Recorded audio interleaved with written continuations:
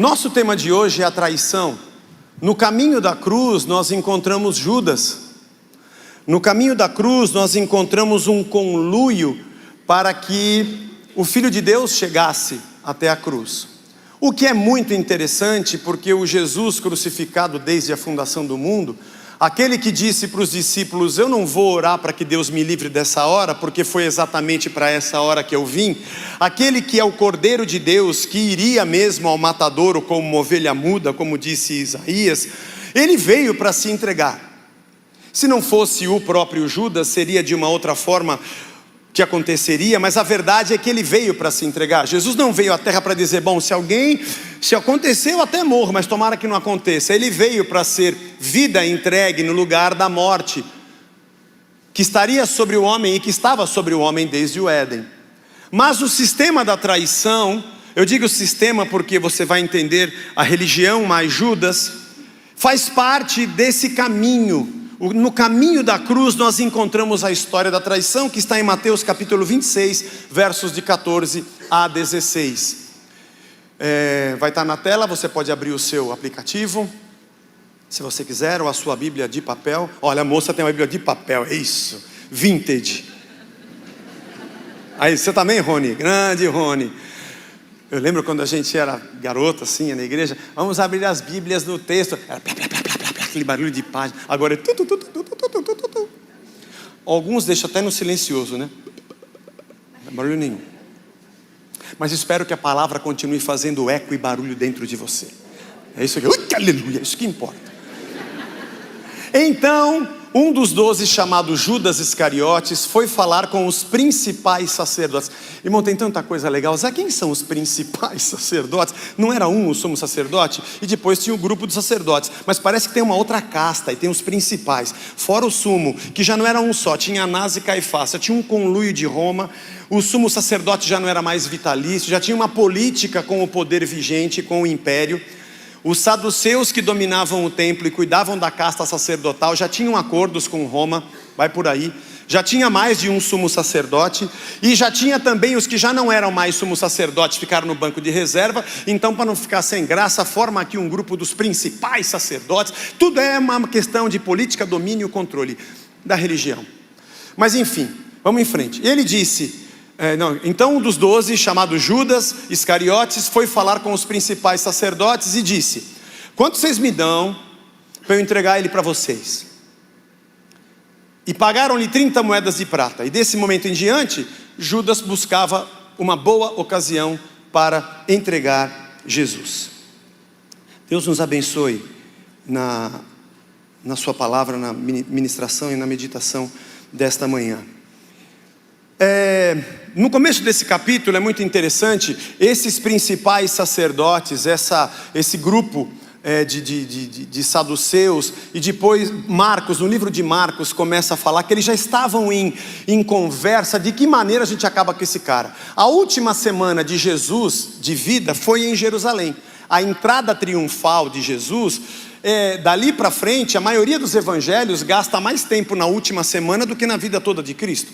Ele entra em Jerusalém, visita o templo, dorme em Betânia, volta no dia seguinte, e expulsa os vendedores e também os cambistas que estão no pátio do templo. Eram vendedores que comercializavam as pombas que iriam para o sacrifício, ou os animais, e faziam o câmbio. Que câmbios é? O câmbio, porque o templo tinha uma moeda do templo. Uma moeda que você só valia, sabe, dólar Disney? Você pode comprar dólar Disney, só funciona nos parques e nos hotéis da Disney. Você tinha o dólar templo. E a moeda do templo tinha o câmbio, que flutuava de acordo com a necessidade do bolso da casta sacerdotal. Então tinha os cambistas que trocavam o dinheiro, é dracma, né? É denário, é dinheiro grego, é dinheiro romano. A gente troca pela nossa porque Deus só aceita aqui a nossa moeda. Vamos matar cara hoje, Dominar o comércio do templo era um negocião. Religião sempre foi um grande negócio. Você fala assim: Zé, mas nós somos uma religião? Segundo um fenômeno social que aglutina pessoas que professam uma mesma fé, uma mesma esperança ou experiência de transcendência? Sim, somos um fenômeno social na nossa cidade chamado religião. Mas eu quero que você entenda o que significa a lógica da religião. E diz o texto que eles já estavam meio que preparando para isso. Depois de Jesus expulsar os vendedores, no dia seguinte ele está no templo. O livro de Marcos mostra muito legal, Marcos coloca a sequência. Esses caras falam, vai lá. Mandam escribas, aliás, mandam herodianos e fariseus juntos para indagar Jesus, que falam sobre a moeda, se é de César, não é de César. E Jesus dá um nó neles, eles voltam, pô, ele pegou a gente. Então agora vai o escriba, aí, não, vai o saduceu, aí vai o saduceu. Pergunta para eles sobre como é que vai ser a mulher que teve vários maridos, quando chegar no céu, quem vai ser o marido dela. Aí Jesus explica, fala sobre a vida na eternidade, dá um nó e o saduceu fala, não consegui pegar ele. Então manda o escriba, que o escriba conhece mais, e manda o escriba. E o escriba pergunta qual é o maior mandamento, e ele fala sobre amar a Deus e amar ao próximo como a si mesmo. O escriba se lembra do Shema Israel, a oração que está em Deuteronômio capítulo 4, que Jesus recita, e Jesus fala para ele, você não está longe do reino dos céus. Mas essas classes, que em certo ponto são inimigas, porque fariseus e saduceus, era uma guerra, era faísca toda hora, eram partidos políticos religiosos que lutavam pelo domínio da religião da época, pelo domínio do comércio, para indicar sacerdotes e ter mais assentos no sinédrio. Não se davam. Os herodianos, por exemplo, eram odiados pelos sicários ou pelos zelotes, porque os herodianos amavam Herodes e amavam Roma, e diziam que isso era bom para a nação, e os zelotes queriam fazer uma revolução contra eles. Mas esses caras parece que ficaram amigos de repente. Porque na verdade, antes da gente brigar aqui para ver quem domina a religião, vamos se juntar para brigar com aquele que quer acabar com a nossa religião. O que nos une é o nosso inimigo em comum. Se ele acabar com o nosso comércio, se ele ensina uma palavra que elucida a cabeça das pessoas, se ele diz que a lei está abaixo da misericórdia e da graça, se ele continua falando misericórdia quero e não holocaustos, se ele continuar dizendo que pelo seu espírito vai habitar em todo mundo, pera aí, pô, é a gente que vende espírito para essa galera. Jesus era a causa de problema para a religião, ao mesmo tempo que ele fez uma grande amizade, porque tinha escribas e fariseus junto com os saduceus e os herodianos de mão dadas contra o inimigo comum. Eu não vou ler todos os textos, que não vai dar tempo, hoje nós temos a ceia e está correndo demais, mas deixa eu ver aqui, onde que está? Lucas 23, depois você lê em casa, eu não vou colocar na tela. Lucas 23, de 8 a 12, fala que até Herodes não vai dar tempo de ler, Pedro, é uma pena, mas tudo bem. Mas acredita, irmão, está escrito lá. Ou melhor, não acredita em mim, chega em casa e vai ler. Herodes e Pilatos também não se davam. Mas diante de um cara que fala que vai ser rei e está colocando o nosso império em risco, diz que quando ele foi entregue, Jesus, o Herodes e o Pilatos fizeram as pazes. Que bênção, Jesus trouxe paz para o poder político e para a religião, porque ele era um problema, uma pedra no sapato. E quem é a pessoa que se encaixa perfeitamente com a religião? Porque a religião odeia Jesus, a religião não gosta de Deus, porque Deus liberta as pessoas. Quem se dá muito bem com a religião, que abraça sacerdote e que faz tudo o que o sacerdote quer? O Judas. Mas o Judas é o crente perfeito da religião. Primeira coisa, ele pergunta para o sacerdote: o que vocês querem que eu faça? Quanto vocês me dão se eu fizer o que vocês querem?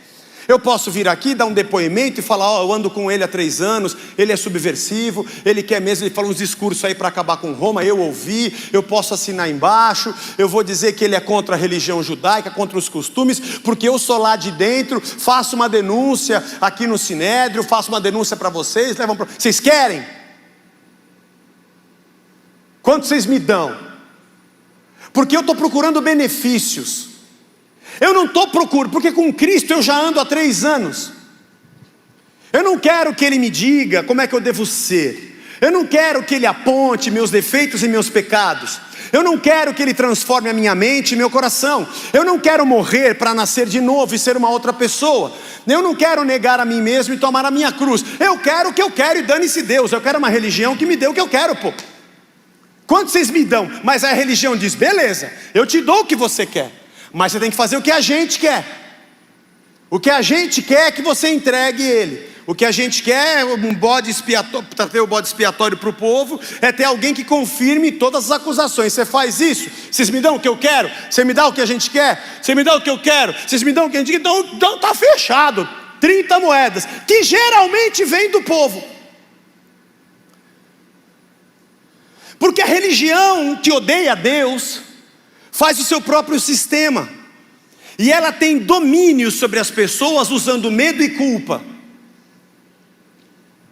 Medo porque te apresenta um Deus que traz maldição, um Deus que faz juízo, um Deus que solta fogo pelas ventas, um Deus que te manda para o inferno. Mas se você pagar o que tem que pagar, se você pagar as indulgências, se você fizer oferta especial, se você trouxer R$1.000, se você pagar o carnê, se você fizer isso aqui, ó, se você fizer campanha, se você cumprir tudo direitinho e não faltar, se você trabalhar bastante aqui e como um meio escravo, se você fizer, aí Deus te dá. Você está brincando? Dá.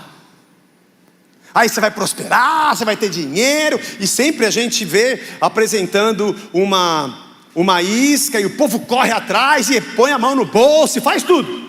É desse dinheiro que eles pagam o Judas para matar Deus, porque Deus atrapalha a religião. Porque se vier um Cristo dizendo, como ele disse para os fariseus, vocês ficam dando o dízimo do endro e do cominho, mas vocês não respeitam a lei de Deus, não adianta ficar dando dinheiro, tem que matar esse cara, porque esse cara acaba com o nosso sistema de negócio. Se ele vem e diz, confessa o teu pecado em oculto, que em oculto Deus te perdoa, não dá. Esse cara está libertando as pessoas, eles têm que vir aqui, oferecer sacrifício, comprar um animal na nossa porta para ser perdoado. Esse cara está acabando com o nosso negócio. E para eu conseguir isso, eu tenho que colocar medo nas pessoas. Medo e culpa.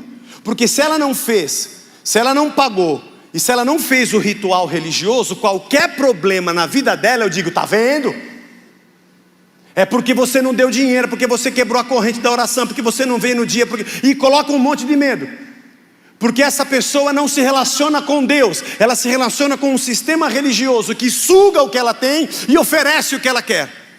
Esse sistema que tem culpa e medo causa um buraco na vida das pessoas. Causa um buraco na nossa vida. Porque nós nos desvencilhamos de qualquer coisa, entregamos qualquer coisa para ter o que queremos, mas o nosso coração é enganoso e desesperadamente corrupto, e quando temos o que queremos, descobrimos que o que queremos e temos não precisamos, e muitas das vezes ele não tem nada a ver conosco, tem mais a ver com o nosso ventre, porque queremos alguma coisa e estamos loucos porque queremos, não importa o que Deus quer. Que bom que eu achei a religião, que bom que eu achei um lugar que prega o que eu quero ouvir. É o que Paulo escreveu a Timóteo. Nos últimos tempos, as pessoas vão ter comichão nos ouvidos, Timóteo. Elas vão dar ouvido às fábulas, às revelações, aos sonhos, às maluquices, porque elas não vão conseguir ouvir a verdade, porque a verdade dói, mas a verdade liberta. Nada melhor do que a verdade bater de frente com você, e eu e você cheguemos ao ponto de dizer, é verdade, eu sou uma tranqueira, mas eu quero Cristo. E ele fala, não tem problema, eu morri na cruz por você, e eu não estou aqui para te apredrejar, eu estou aqui para dizer, não peca mais, anda comigo, deixa eu morar dentro de você, eu vou fazer de novo a sua vida. E você fala, eu quero porque eu não quero mais eu. Lugar na religião é para Judas, que tem o que quer fazendo o que os outros querem. É muito bonito o texto. O texto original, entregar, é um verbo composto didomi, que é o verbo dar, com uma preposição para, que significa ao lado, dar ao lado, entregar, paradidomi. Esse verbo significa entregar, a gente vai encontrar em todo o Novo Testamento. Mas ele tem um outro sentido dependendo do contexto. Nesse contexto eles usam esse mesmo verbo, e ele significa entregar alguém, entregar uma pessoa. Até com o sentido de traição, esse é o verbo que se usa quando se fala sobre traição. O mesmo que se usa para entregar. É um negócio legal. Parece que diante da opção da cruz, diante do Cristo que me ama e diz, abandone a sua vida, eu quero colocar em você o meu querer e o meu realizar, Filipenses 2,13. Eu quero colocar dentro de você uma nova vida, então você vai abandonar quem você é, e vai dizer o que Paulo disse em Gálatas 2,20, estou crucificado com Cristo, já não vivo mais eu, mas Ele vive aqui dentro de mim. Ele colocou em mim o querer e o realizar, Ele mudou a minha vontade e o meu desejo por um desejo de fazer o que Ele quer, me vocacionou, me capacitou para que eu seja um servo dEle, um servo da sua vontade. Aliás, essa é a minha oração: Pai nosso que estás nos céus, santificado seja o teu nome, venha o teu reino, porque eu não quero mais reinar, seja feita a tua vontade aqui na terra do jeito que o Senhor faz no céu. É uma entrega. Mas ao invés de eu entregar a minha vida e eu morrer com Ele, eu entrego Ele à morte para ter o que eu quero na minha vida. O mesmo verbo está aqui. Ou você entrega você mesmo a Cristo, disposto a morrer por isso, ou você entrega Ele à morte para você viver o que você quer. No caminho da cruz, a religião, de braços dados com Judas, estão na trilha da crucificação do Filho de Deus. Mas o mais incrível, e é o ponto que eu acho que eu devo chegar, é o quanto nós amamos a Cristo e quanto nós amamos a religião. O quanto nós temos uma vida de verdade com Ele, e o quanto nós ficamos repetindo rezas e rituais. Coisas do tipo, eu não fui na igreja, disse que Deus não gosta, Ele está chateado comigo, eu vou voltar semana que vem. Ele já sabia que você não vinha, Deus não te chateia com isso, fica tranquilo. Então eu não vou, faz o que você quiser. Então por que a gente vai? Por medo é que não é. Você entende? Cristo habita dentro de mim, eu sou uma nova criatura. E eu tenho prazer em me reunir com os meus irmãos e juntos aprendermos a palavra e louvarmos a Ele. Então eu não vou na igreja, eu comungo com gente que pensa como eu. Não tem que ir. É um movimento natural. Quem era de fora acha que a gente é obrigado, né? Tipo, lá na sua igreja vocês podem fumar? Não pode, porque o pastor colocou um chip aqui, ele fica vendo se eu estou fumando, se eu não estou. Tem uma câmera. Irmão, eu nem sei se você fuma, se você não fuma, se você tem amante, se você bate na sua mulher. Eu só sei de uma coisa: se você optou a andar por Cristo, não adianta eu falar para você, tem que fazer, não pode fazer. Você vai fazer quando não estiver vendo. Isso é religião, isso é hipocrisia. Eu sempre digo isso aqui na igreja: aqui pode tudo, irmão, porque não existe aqui.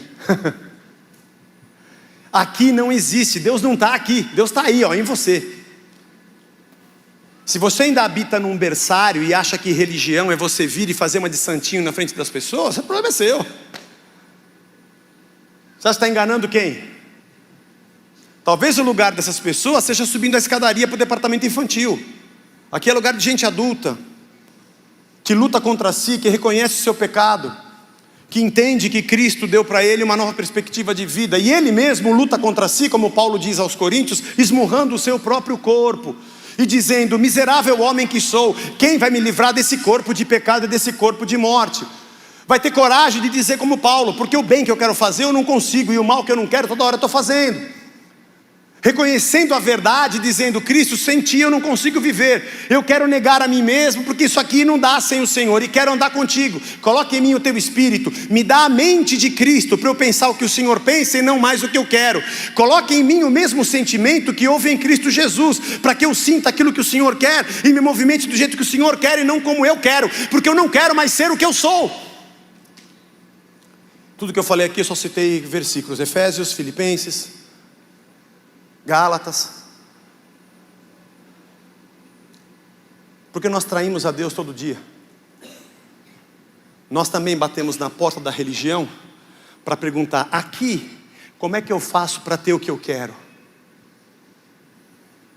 Aqui nesse lugar do domínio de vocês, beleza, entra aí. Você vai pagar isso aqui, dar aquilo ali. Aqui tem medo e tem culpa, mas aqui tem controle. Se sair daqui eu te amaldiçoo, se entrar debaixo da minha cobertura eu te abençoo.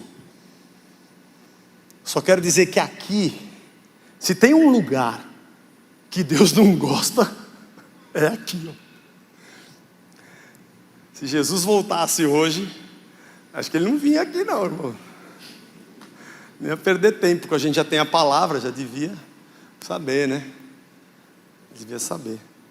Não, mas se ele fizesse uma aparição e fizesse um fogo, ia ser louco aqui. Não. Tipo Lázaro e o rico. Fala para ele voltar e aparecer para as pessoas se converterem. E Deus fala: não, lá já tem Moisés e os profetas. Se eles não creem na palavra, não vão crer numa aparição. Nós gostamos das aparições. Isso é festa na religião. Cada vez que acontece um milagre, eu tenho como arrancar mais de quem não tem. Domínio, controle, medo e culpa. Mas Cristo disse: para a liberdade é que eu libertei vocês. Aliás, são palavras também de Paulo aos Gálatas. Vocês começaram, continuem. Ele nos libertou para a liberdade. Não vamos de novo cair no jugo da escravidão. Não porque eu tenho medo de Deus me castigar, é porque eu não quero mais. É porque diante do amor demonstrado na cruz, eu não consigo mais, eu não quero mais enganá-lo. Eu não estou no departamento das crianças. Eu já sou adulto. Paulo disse que quando eu era menino, eu pensava como menino e agia como menino. Mas quando eu vinha ser homem, eu deixei de lado as coisas de menino. Na malícia, eu quero ser adulto. E na pureza, como uma criança. Eu quero entender, na minha malícia, sendo um adulto, como eu posso ter a pureza de uma criança. E nas minhas responsabilidades, me entendendo incapaz, ser adulto e maduro pelas coisas de Deus. O quanto a gente tem traído a Deus. O quanto nós temos procurado um lugar para frequentar, um lugar para dar dinheiro, um lugar para fazer campanha, porque nós estamos procurando, na verdade, 30 moedas de prata. Não é Deus que a gente quer. Por isso, Judas foi no lugar certo. Foi na igreja da época. Porque ninguém aqui vai falar que você é pecador. Nenhum sacerdote vai dizer para você que você está cometendo uma usura. Nenhum pastor aqui vai dizer que você tem mal no seu coração. Não. Ninguém vai te acusar de falso e ninguém vai dizer que você deveria ser liberto disso porque você pertence a Deus. Ninguém vai dizer, porque todos os sacerdotes também são assim. Esse é o ambiente perfeito. Um evangelho espúrio gera pessoas espúrias, gera cristãos espúrios, diz René Padilha. Um evangelho pobre gera pessoas pobres e miseráveis. Um evangelho que só sabe prometer benefícios vai atrair gente que quer benefícios. Evangelho que tem produtos à venda, técnicas e treinamento para se dar bem, vai atingir pessoas que querem um treinamento para se dar bem. Esse não é um bom lugar para se oferecer Cristo, porque afinal de contas Cristo também não gosta desse lugar. Ele mesmo disse aos discípulos no dia que estava saindo do templo, naquela semana da sua morte, quando ele foi visitar o templo, e eles falaram assim: nossa, que pedras. Os discípulos não moravam em Jerusalém, estavam na Galileia. Quando iam para Jerusalém, ficavam espantados com o tamanho do templo. E Jesus falou assim: você vai cair tudo, vai derrubar e vou reconstruir em 3 dias. E João diz que ele falava isso sobre o seu corpo, sobre a igreja. Se você não vier aqui, se você não vier na casa, e olha que a gente chama casa, hein? Você tem que estar aqui, porque aqui é a casa, aqui não é a casa de Deus. Outro dia uma pessoa falou assim para mim: Zé, eu estou vindo aqui há algum tempo, fiz o Conhecendo a Casa, eu acho que eu vou ficar aqui. Falei: beleza, a gente vai embora, tem o zelador, você pode... Uma piadinha, só uma piadinha para desanuviar a cabeça. Falei: não, irmão, só uma piada. Deus não está aqui dentro. Ela falou: não, eu estou brincando. Eu falei: eu sei, não podia perder a piada, né? Deixou a bola pingando, tem que chutar.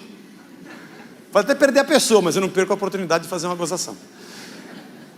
Mas enfim, é isso. Estamos diante da mesa. Aqui na mesa, ó, irmão, ninguém cobrou nada. Eu não tenho que ser perfeitinho, viu? Para sentar na mesa. Não, não. Jesus foi acusado de comer com escribas e pecadores, aliás, com publicanos e pecadores. Relaxa. Senta aí com ele. A mesa não é para os perfeitos. Ninguém poderia sentar nela. E ele não nos senta na mesa para dizer: você é um pecador que não presta. Ele entrou na casa do Zaqueu, que era publicano. Ele foi em Samaria conversar com a mulher que tinha 6 maridos. Ele tocou em leproso, gente. Se ele voltasse, ele não vinha dentro de uma igreja. Ele ia estar embaixo do viaduto Pacheco Chaves aqui, ia estar ia estar lá na enchente, ia estar em Samaria, ia estar com os leprosos, que é o lugar que nós deveríamos estar. Mas às vezes frequentamos um lugar para ter o que a gente gosta, porque não estamos preocupados em levar a dor de ninguém sobre nós, porque isso é coisa de quem vai para a cruz. Seja mais missionário. Leve mais a carga de um outro que está ao seu lado. Quando tiver pão na sua mesa, você fala: o pão nosso não é mais meu, é sempre de mais alguém.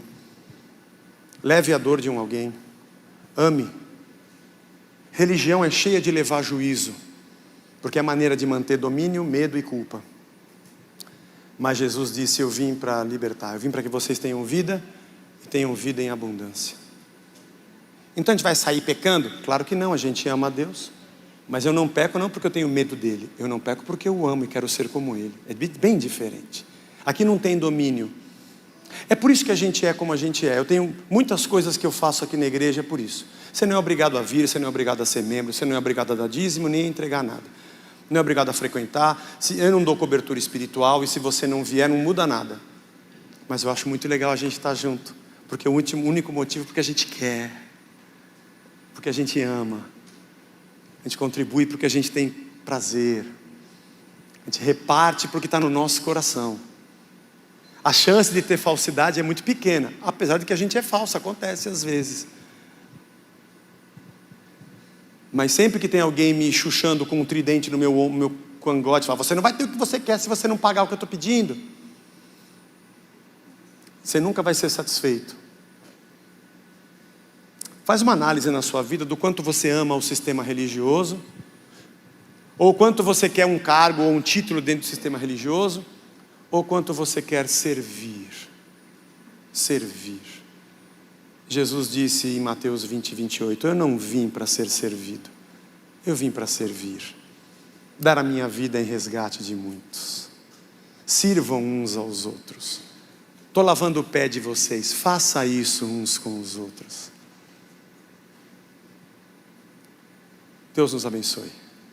Que nós possamos sentar nessa mesa para dizer: obrigado, Cordeiro de Deus, que tira o pecado do mundo.